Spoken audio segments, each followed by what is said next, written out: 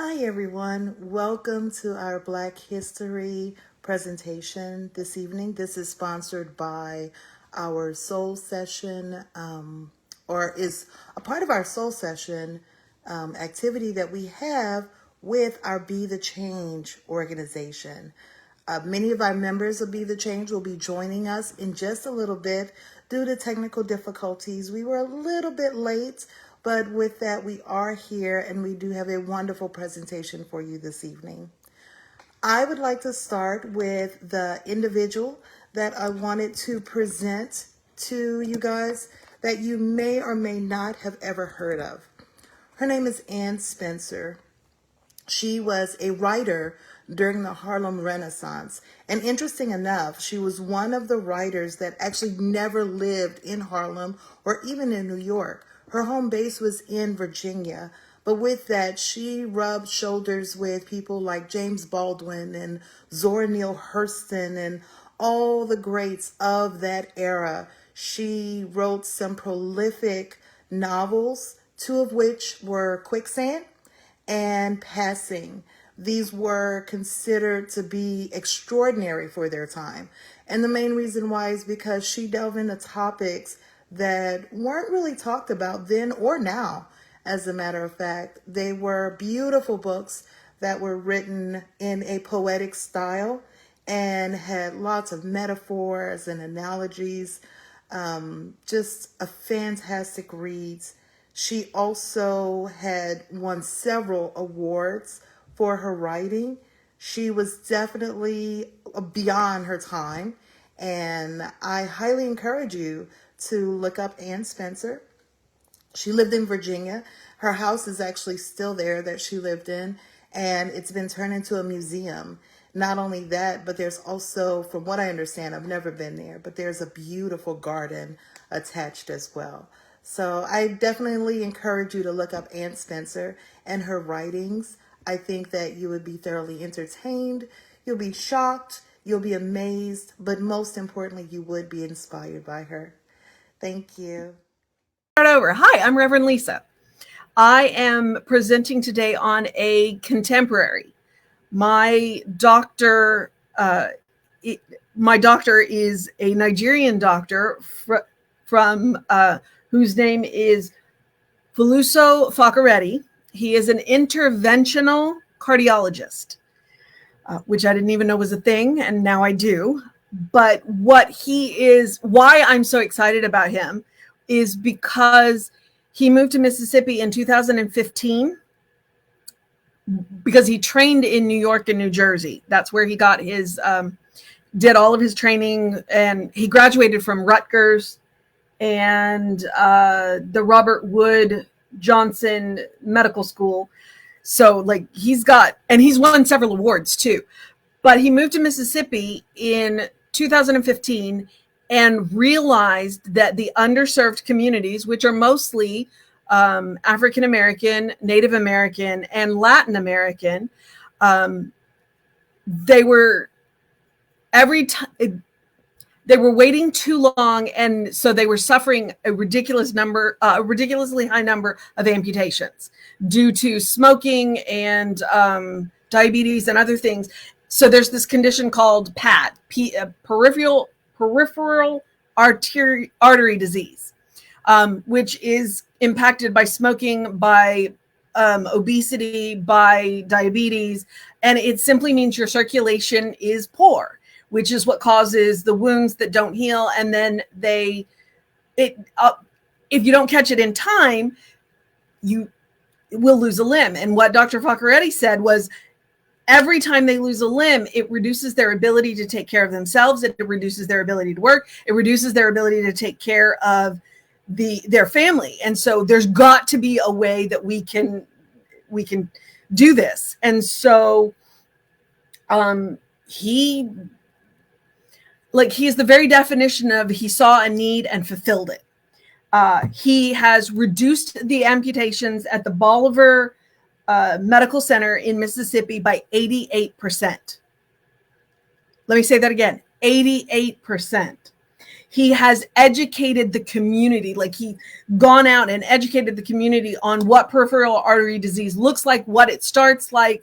You know, he's raised the awareness in schools, congregations, civics groups, medical schools, which is extremely important because he's helping to train doctors so doctors see the signs when they can still intervene and get the circulation going again so that they don't have to do the amputation. Because in America, 400 limbs a day are amputated.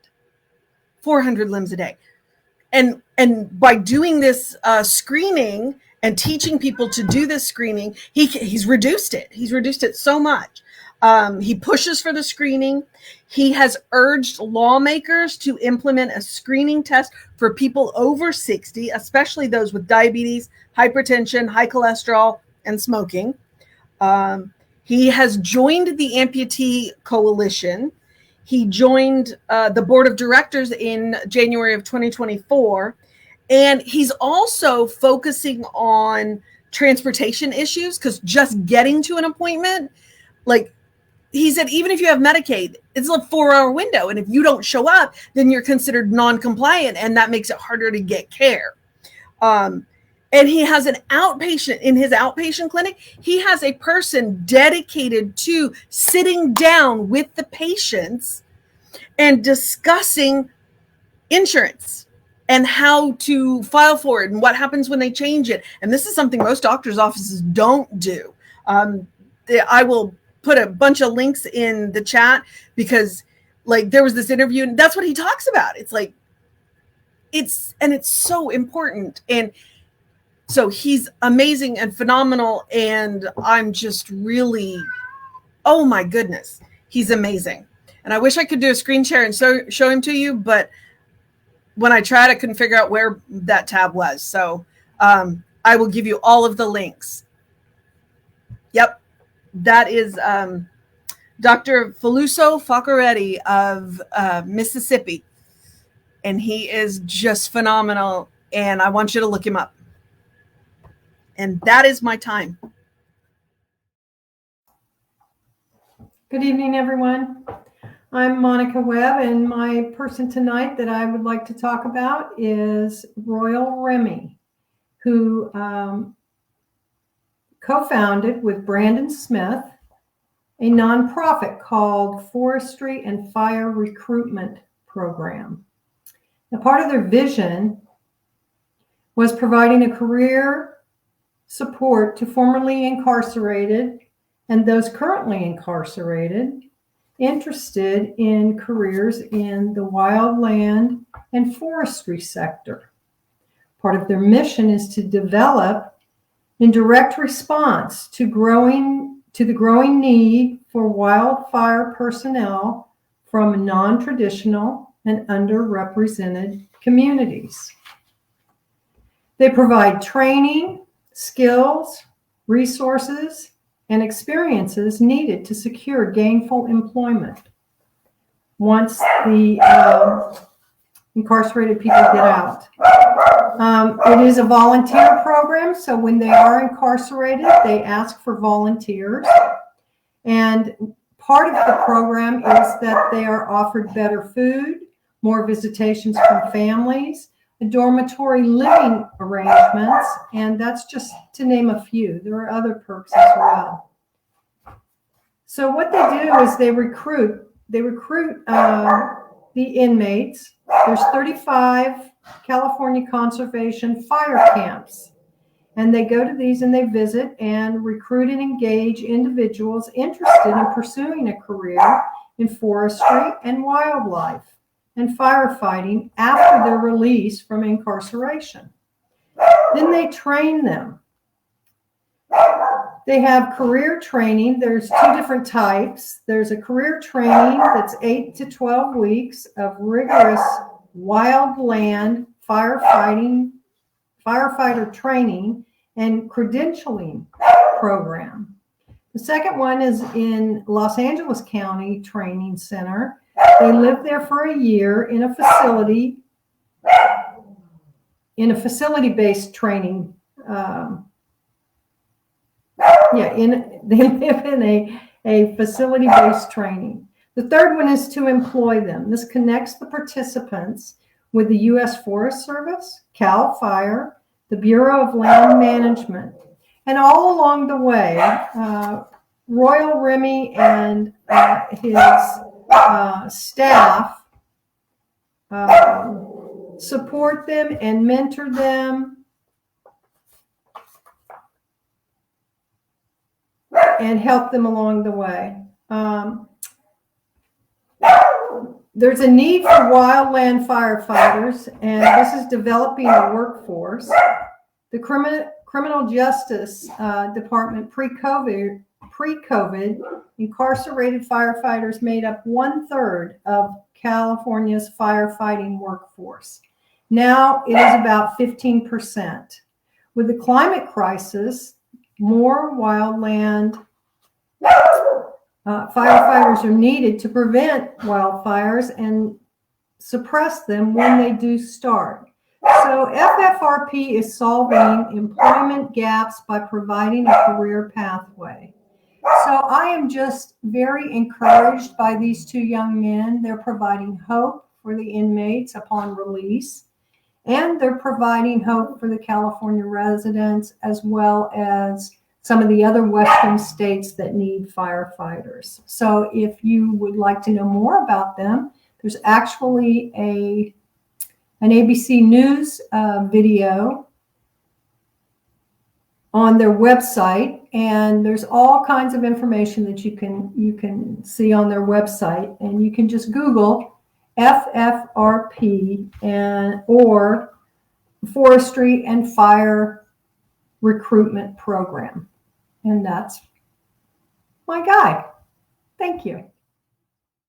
Yeah, in the 20th century, I looked at several people who were my heroes. There were a lot of people who did heroic things in the 20th century, but three people stood out, and there were two women, and there was one man. And the man who I think, at least to me, represented real courage was Nelson Mandela. And I had to look up some history. I mean, I knew roughly the outline of Nelson Mandela's history, but I didn't know a lot of the details. And I'm not going to bore you with too many details here because it's just not my way. He was born in 1918, which was like a couple of years before my mother-in-law. He was born in a town called Maveso in South Africa. And he was actually a part of African royalty, believe it or not. But despite that, he was exposed to a lot of racial injustice. As probably most of you know, or many of you know, apartheid was the system in South Africa. It wasn't actually put into a law officially until 1948, but it was practiced completely. And he was obviously a victim of this. He started to look at trying to change the system when he went to university. And his first university he went to was in Fort Hare, and then later he went to Witwatersrand. And there he actually became involved in the ANC.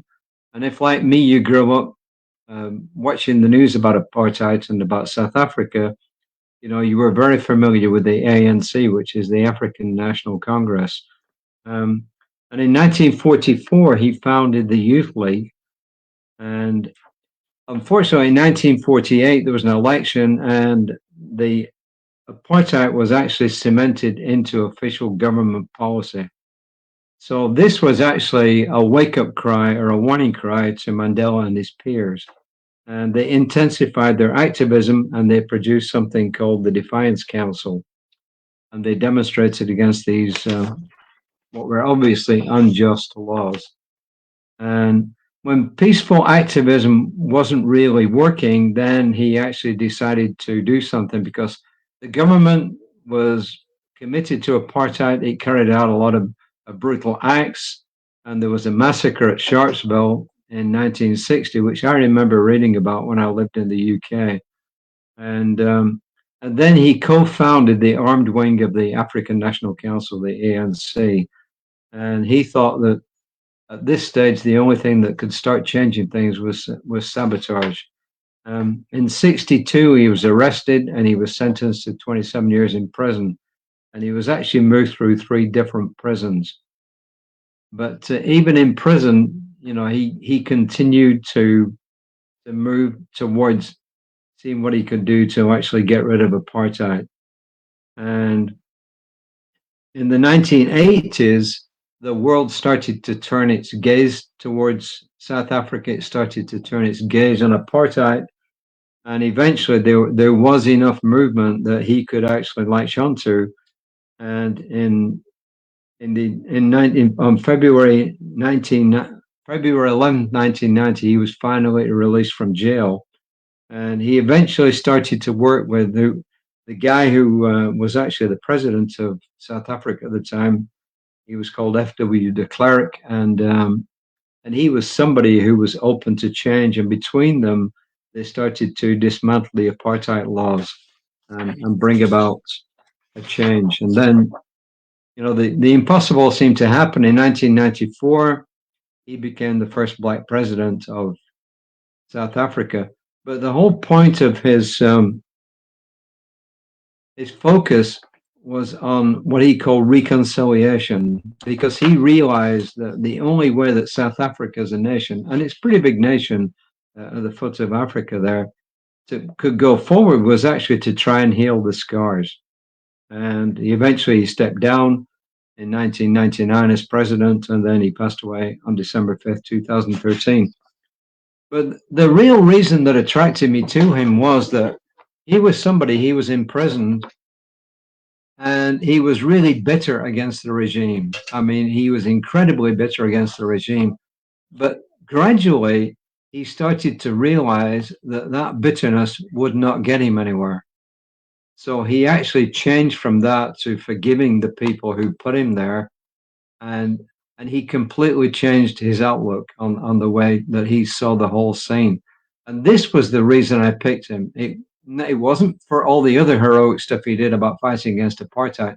It was because he saw that the way forward, the way through all this was love and not hatred. And that is the reason I picked Nelson Mandela as the person to talk about. So he was one of my 3 major heroes of the 20th century. Maybe I'll get to talk about the other 2 ladies at some other future date. So with that, I'm going to pass the ball to my leader, Reverend Dr. Jesse Jennings. I want to thank everybody for watching tonight. We are proving to you through this excellent content that we have that technology cannot defeat us. So what we've been doing is a presentation on people past and present, Black people who, in celebration of Black History Month, we recognize have done amazing things. And you've heard some are doing them currently, others like Nelson Mandela has passed, but he leaves an indelible mark on the culture and a lot of hope in everybody's heart. Well, I bring you a lighter subject, I suppose. It's a really great song, okay? And it's by a woman named Audra McDonald. And Audra McDonald is who I selected tonight to talk about because I just love her work. I love her as a person. She's been around for a while now, but how she started out and her backstory, I think you will find interesting. She was like Lisa. If you know Lisa, she was a military brat, and so is Audra McDonald. She was born in Germany to a father who was in the army, and her parents brought her back here, and she was raised in Fresno, California. And while in Fresno, she got involved with a theater company, a junior theater company, in her teenage years, and performed and was a stellar talent that everybody recognized, which led her to then go back to the East Coast and enroll in Juilliard, the prestigious music and theater arts college in New York, and she took her degree there in 1993. But while at Juilliard, before graduating, she got an understudy part on Broadway. The lead took ill, and she stepped in, and for her work, it was her first professional appearance on stage anywhere, and it's on Broadway. And most people who go into the theater start out in a small town someplace and make their way, maybe eventually, if they're fortunate and supremely talented, they make their way to off Broadway, and then off Broadway, and eventually, I mean, it's like the culmination of an acting career is to get a Broadway part. Her first professional acting gig was on Broadway. She graduates from Juilliard in '93.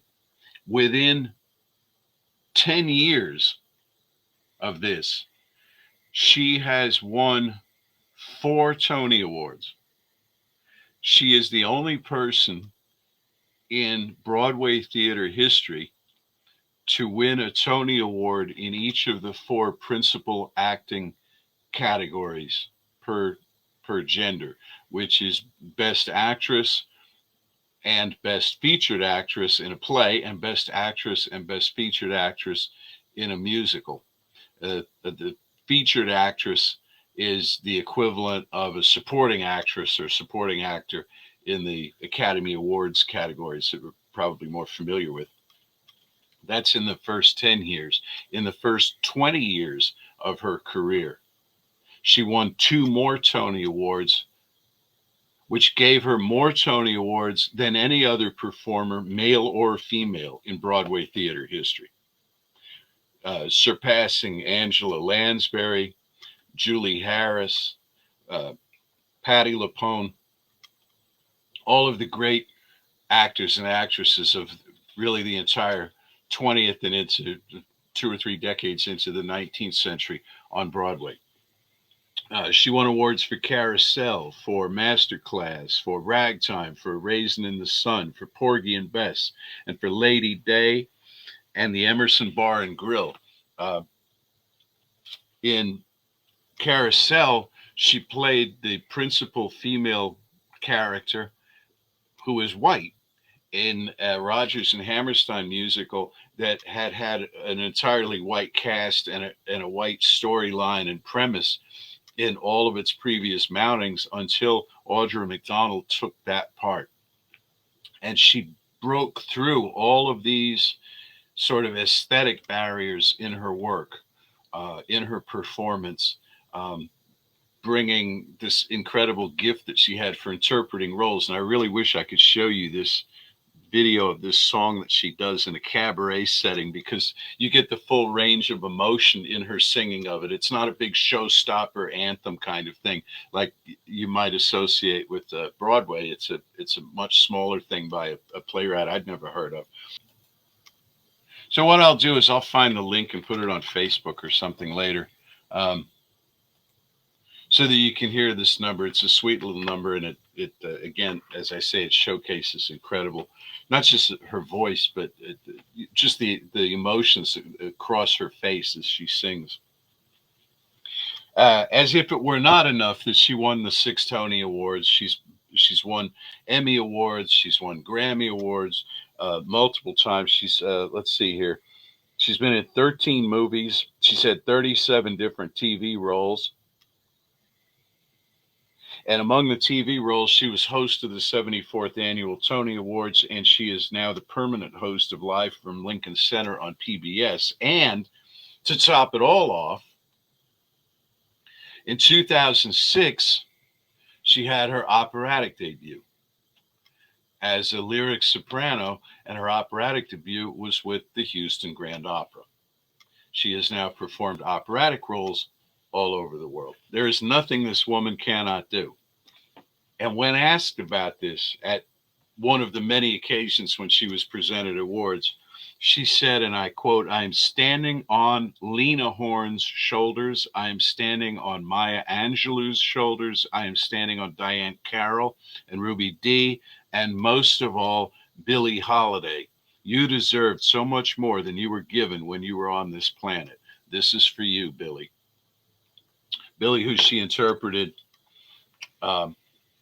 in one of her award-winning musicals, So she's still going strong, and I encourage you to watch Live from Lincoln Center. I encourage you to watch. She's going on a national concert tour here soon.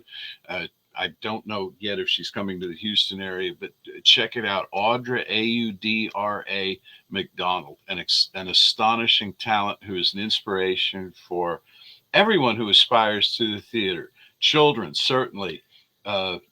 Young girls, certainly. African-American girls, certainly.